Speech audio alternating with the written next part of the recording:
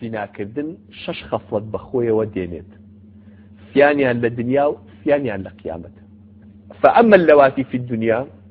أو سي خصلة خلافي كما دواي خويا ديهنه بو دنيا يكم فالذهاب نور الوجه روناكي دمو تشاو نامنه دمو تشاو روناكي ونوري إسلامتي إيماني تيا نامنه تخواب نامه خبوي بيغمي خواه فرمي لا يزني الزاني حين يزني وهو مؤمن كتي زنا كان لكاتي زنا كنكا إيماني نية شو نفرمي جنكاني بريدا كانوا أعوى إيمانك جابوتو لي دوكوتو بوي بيغمي صلى الله عليه وسلم يكم صفتي فذهاب نور الوجه نماني نوري دموچاوه روناكي دموچاو نايلد دموچاي انساني زيناك خوا بنامه با هل خو دموچاي كي نابوتو تاريكه دوامين يعني انقطاع الرزق سبحان الله لذ زيناك نبته هو الرزق نميره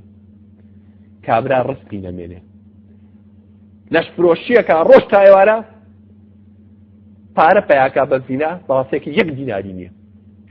ئەوانەی کەوا کاری بە دڕەوشتی بەسەر خەڵکانەوە دەکەن و بە لەشفرۆشی پارە پەیا دەکەن و تیجارەت بەسەرەوە دەکەن سبحان الله قەت نابن بە ساحێبی هیچ سێمیشانە فەرمێ وەسرعة الفەناء و ئەو کەسەش زیناکە دایم زوو ئەمرێ زوو خوا لە ناویە با تووشی دەرد و بەڵا بێت زوو لە ناوەچێت سێشت دێنێ بۆ دنیا یەکەمینیان ڕووناکی و نوری دەموچایی نامێنێ دووهەمینیان خوای گەورە ڕستیە بڕێ سێهەمینیشان زوو فەوتیەکاو لە ناویە بە ئەمە بۆ دنیا بۆ قیامەتیش پێغمبەر صلی الله علیه و سلم فەرمێ فغضب الرب تووڕەیی پەروەردگار لە سەری خوا پەنامان بە وسوء الحساب خراپترین حسابی لەگەڵاکە والخلود في النار وبو هەتایش بێ لە ئاگرا بێ إلا أن يشاء الله مەگەر خوای گەورە خۆی نەوێ بەهۆی شتێکەوە ڕەحمێتی پێ بکە